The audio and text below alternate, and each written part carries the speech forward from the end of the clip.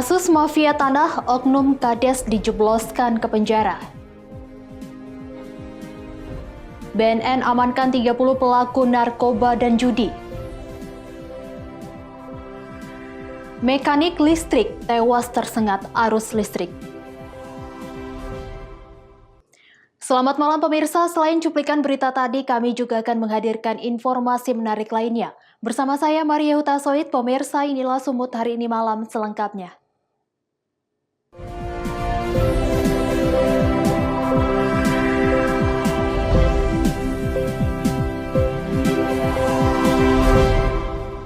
Kita ke informasi pertama, pemirsa. Diduga kuasai tanah seluas 14 hektar dengan menerbitkan surat pinjam pakai lahan desa kepada kelompok usaha bersama, oknum kepala desa Masjid Lama Kecamatan Talawi Batubara dijebloskan ke penjara. Abdullah Sani, kepala desa Masjid Lama Kecamatan Talawi Batubara ini hanya bisa menahan malu karena ulahnya diduga memalsukan surat pinjam pakai mengatasnamakan lahan desa seluas 14 hektar. Pria berusia 51 tahun ini pun selain kehilangan jabatannya, juga terpaksa mendekam di sel tahanan sebagai tersangka. Tersangka diamankan setelah dilakukan penyidikan unit Tipiter Satreskrim Polres Batubara berdasarkan laporan salah seorang warga bernama Ismail di Desa Masjid Lama Kecamatan Talawi pada tanggal 23 Februari lalu. Dalam laporannya, Ismail melengkapi bukti alas hak tanah terbitan tahun 1998 dan bukti lainnya. Surat tanah tersebut dibuat oleh kepala desa seolah meminjamkan ini tanah aset desa, dibuatlah surat keterangan. Dan surat keterangan ini serahkan kepada organisasi koperasi Kube, ya. Sehingga Kube ini yang menguasai tanah, membuat tambak dan lain sebagainya di atas tanah tersebut. Padahal pelapor Ismail sudah pernah dipanggil oleh perangkat desa menjelaskan bahwa tanah tersebut milik dia dan ada suratnya jelas diberikan, dibawa ke desa tapi tidak dihiraukan. Atas perbuatannya, oknum kepala desa ini akan terancam dengan ancaman hukuman maksimal 6 tahun kurungan penjara. Taufik melaporkan untuk Eva Arena TV. Informasi berikutnya, pemirsa, Satuan Gugus Penanganan COVID-19 Pemerintah Kota Medan mengungkapkan terjadi peningkatan jumlah pasien COVID-19 yang sembuh. Berdasarkan total pasien yang sembuh hingga Mei 2021 tercatat 15.038 pasien. Pemerintah Kota Medan terus memacu penanganan COVID-19. Semakin membaiknya angka kesembuhan COVID-19 di Kota Medan terus mengalami peningkatan. Hingga di akhir bulan Mei 2021, totalnya sudah mencapai 15.038 orang. Jumlah tersebut didapati setelah adanya penambahan 37 pasien per harinya yang berhasil sembuh melawan virus tersebut. Satuan Tugas Penanganan COVID-19 Kota Medan mencatat jumlah pasien COVID-19 yang sembuh di Kota Medan terus bertambah. Berdasarkan data yang dihimpun dari Satgas COVID-19 pada Rabu sore kemarin, pasien sembuh paling banyak diperoleh dari Kecamatan Selayang, Kecamatan Johor, Kecamatan Amplas, Kecamatan Helvetia, Kecamatan Sunggal, dan Kecamatan Medan-Deli. Bertambahnya pasien sembuh dengan angka yang semakin tinggi ini juga dipengaruhi adanya pelaksanaan vaksinasi yang telah menjangkau seluruh elemen seperti tenaga kesehatan, pelayan publik, tenaga pendidik, dan warga lanjut usia. Di akhir bulan Mei 2021 ini, pasien terkonfirmasi berada pada angka 16.212 orang setelah ada penambahan dalam satu hari 34 orang. Juru bicara Satuan Tugas Penanganan COVID-19 Sumatera Utara, Mardohar Tambunan mengatakan, sesuai protokol tim Satgas menekankan warga tetap meningkatkan kewaspadaan dan konsisten dalam melaksanakan protokol kesehatan pencegahan COVID-19 dalam aktivitas kehidupan sehari-hari. Kita dirawat itu suspek ya, yang dirawat itu 806. Kemudian yang COVID konfirmasi itu 16.145. Kemudian yang sembuh itu 14.968. Kemudian yang meninggal itu 542 ya. Itu update terakhir status COVID kita Kota Medan ya. Dimana kalau dilihat dari spesifik suspek yang dirawat yang dari 806 itu jumlahnya itu 24.323. Tapi yang pulang itu 22.886 dalam satu tahun ini terakhir ya, dari Januari. Kemudian yang meninggal itu 631, kemudian dirawat itu 806. Ya. Mardoar juga berharap dengan adanya penambahan jumlah pasien sembuh COVID-19 di Kota Medan, warga dapat bebas dari penyebaran virus corona. Wahyu Pratama melaporkan untuk Eva Rena TV.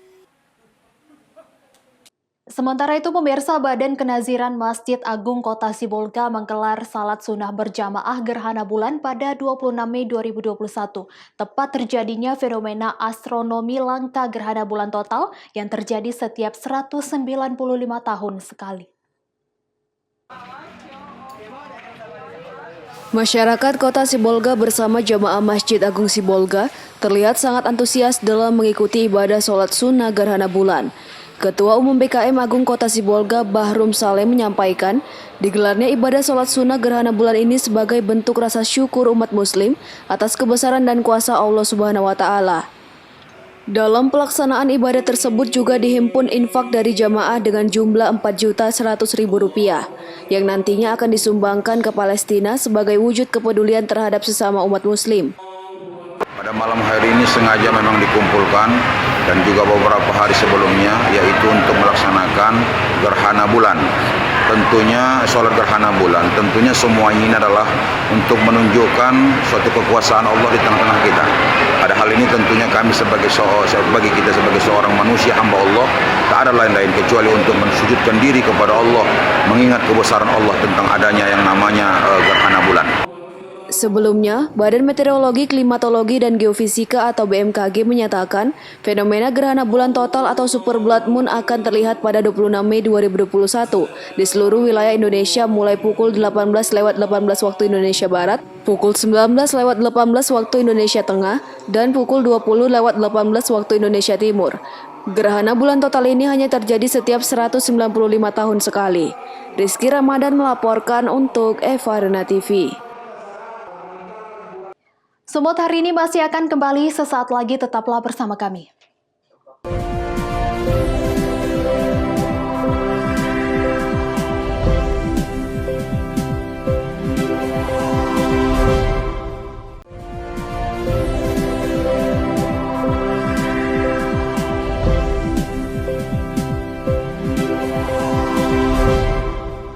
Terima kasih masih bersama kami. Pemirsa, Badan Narkotika Nasional Kabupaten Langkat menggerebek barak narkoba di kawasan Dusun 2, Kecamatan Binjai, Kabupaten Langkat. Petugas mengamankan pelaku dan menyita alat hisap sabu beserta mesin judi. Badan Narkotika Nasional Kabupaten Langkat menggerebek barak narkoba di kawasan Dusun 2, Kecamatan Binjai, Kabupaten Langkat. Dari penggerebekan ini, petugas mengamankan 30 orang pelaku yang saat itu sedang berada di dalam barak, 9 diantaranya merupakan wanita. Selain itu, petugas juga menyita belasan handphone, 8 alat hisap sabu atau bong, uang ratusan ribu rupiah, serta 22 mesin jackpot dan 2 mesin judi tembak ikan. Bahkan petugas juga membakar barak yang dijadikan sebagai lokasi bermain judi dan pesta narkoba tersebut. Kepala BNN Kabupaten Langkat AKBP Zaini mengatakan, penggerebekan ini dilakukan setelah adanya informasi dari masyarakat yang resah karena lokasi ini sering dijadikan sebagai tempat bermain judi dan pesta narkoba. Dari informasi tersebut, petugas melakukan penyelidikan dan mengintai lokasi tersebut. Setelah mendapatkan informasi yang akurat, kemudian petugas menggerebek dan mengamankan pelaku berikut dengan barang bukti. Kegiatan tersebut, di sana ternyata ada pondok yang cukup besar. Ya, benar di sana ada permainan game judi dan kita juga telah dapatkan barang bukti narkoba sesuai informasi yang kita terima. Sehingga kita kemudian mengamankan 30 orang yang berada di lokasi tersebut, terdiri dari 21 orang laki-laki dan 9 orang wanita sebagaimana di belakang saya ini. Kini seluruh pelaku telah diamankan di BNN Kabupaten Langkat. Sementara untuk kasus judi akan dilimpahkan ke Polres Binjai sebab merupakan wilayah hukum Polres Binjai. Wahyu Pratama melaporkan untuk Eva Rena TV.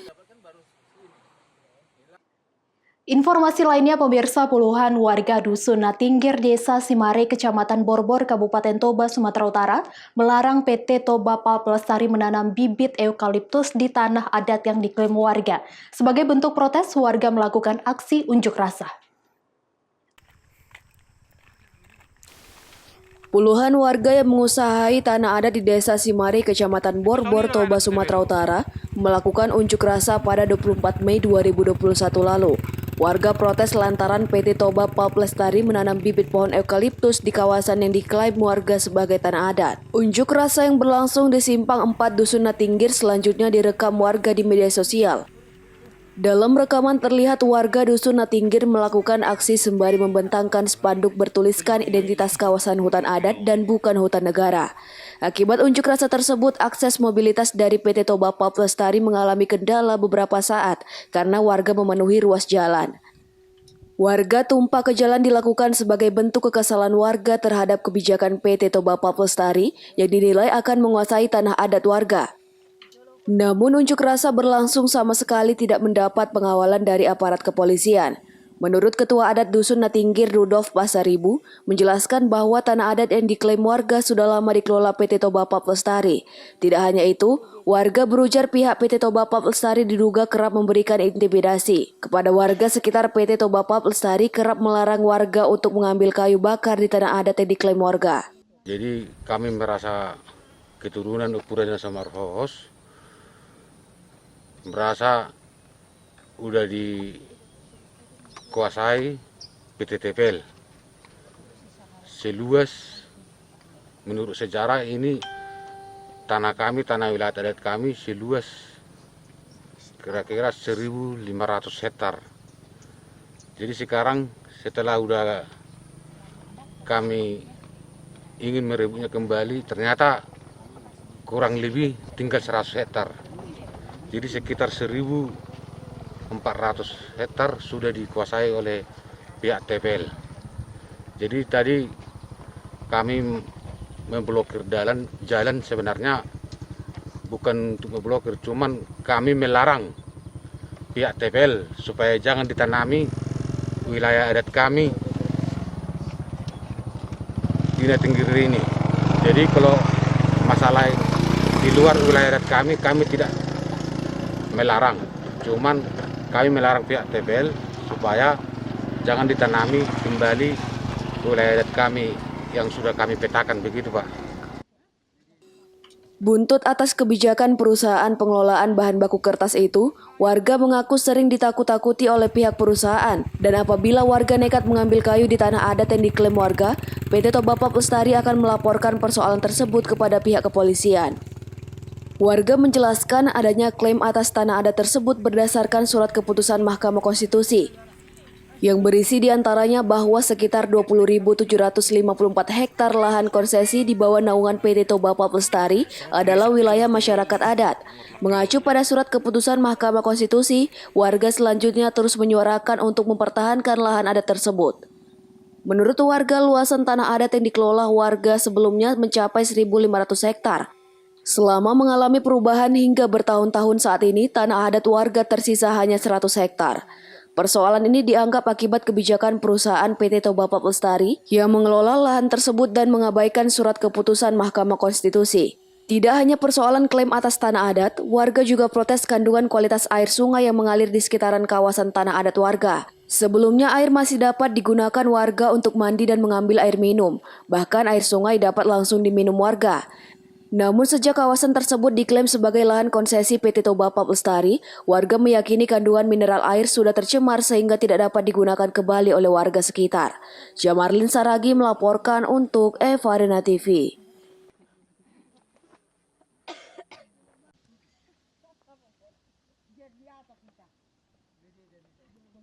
Pemirsa, sejak beberapa bulan terakhir, jalan longsor yang terjadi di Kecamatan Tanah Jawa, Kabupaten Simalungun, Sumatera Utara, yang merupakan kelas jalan provinsi, tidak mendapat perhatian dan penanganan dari pemerintah Provinsi Sumatera Utara, sehingga masyarakat terpaksa membuat jalan alternatif agar jalan bisa dilalui walaupun dengan kondisi seadanya.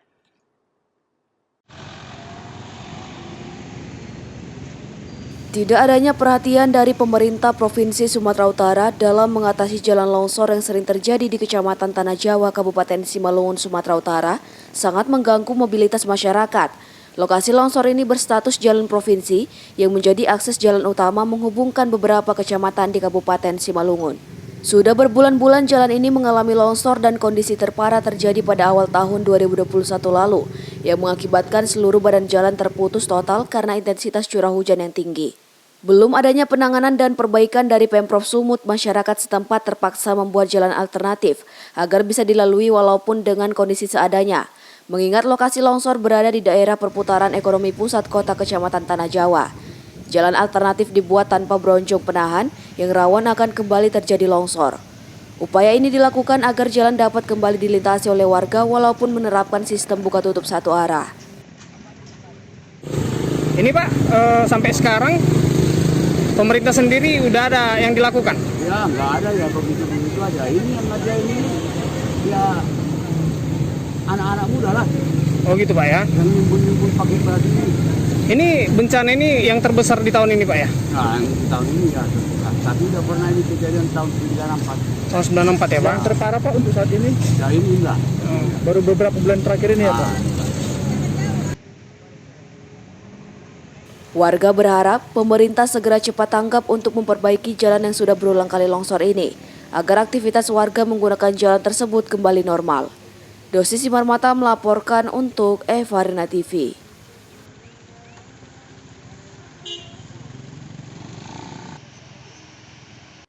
Sumut hari ini masih akan kembali sesaat lagi, tetaplah bersama kami.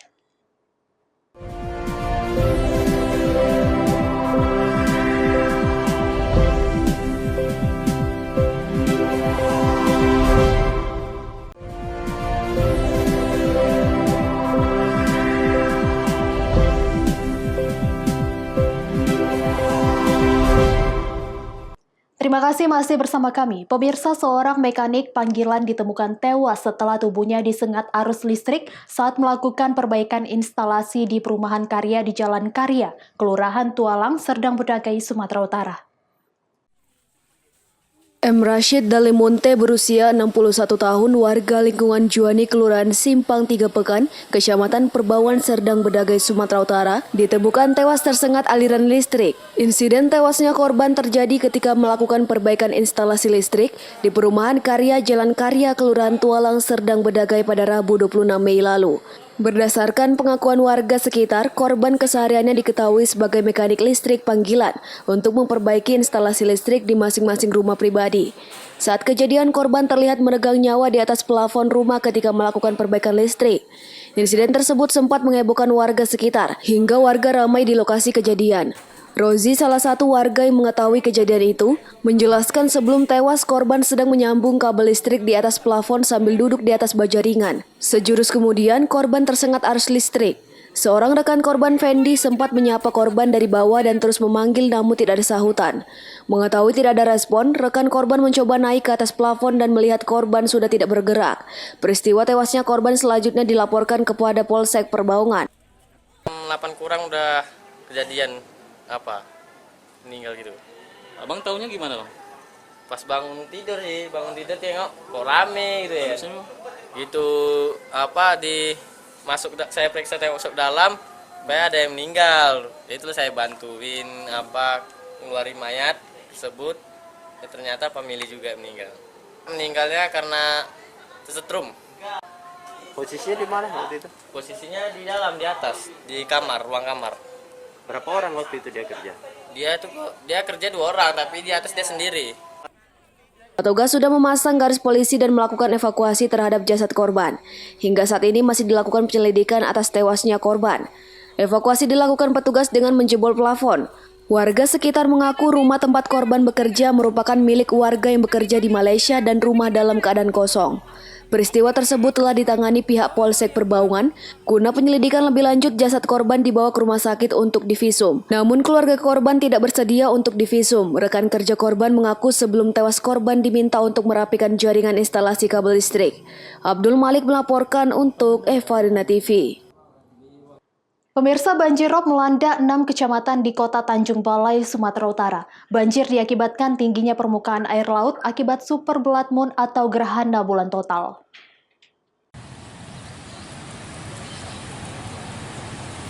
Banjir setinggi sekitar 30 cm merendam ratusan rumah di 6 kecamatan dan beberapa ruas jalan di inti Kota Tanjung Balai, Sumatera Utara. Banjir diakibatkan tingginya permukaan air laut akibat super blood moon atau gerhana bulan total. Air mulai naik sekitar pukul 15 waktu Indonesia Barat dan banjirop surut setelah 2 jam kemudian. Kalau 1 meter hampir itu loh tengah itu. Iya ya. Yang selutut itu kalau kita jalan ini lah. Iya. Makanya ketenggelam itu kan. Berapa lama ini Bang biasanya kok pasang itu Bang? Paling surut? Kurang lebih sejam lagi surut nih Pak. Oh ya, gitu ya. Iya 1 jam lagi surut. Biasanya berapa hari nih Bang? Kan? Besok ini puncaknya Pak. Besok ya puncaknya ya. Sebelumnya, Badan Meteorologi, Klimatologi, dan Geofisika atau BMKG menyatakan fenomena gerhana bulan total atau super blood moon akan terlihat pada 26 Mei 2021 di seluruh wilayah Indonesia. Mulai pukul 18:18 waktu Indonesia Barat, 19:18 waktu Indonesia Tengah, dan 20:18 waktu Indonesia Timur. Gerhana bulan total ini hanya terjadi setiap 195 tahun sekali. Wanda Pratama melaporkan untuk Eva Rina TV. Pemirsa, demikianlah rangkaian informasi dalam Sumut hari ini malam. Saya Maria Huta Said, mewakili kerabat kerja yang bertugas pamit undur diri. Terima kasih atas kebersamaan Anda dan sampai jumpa.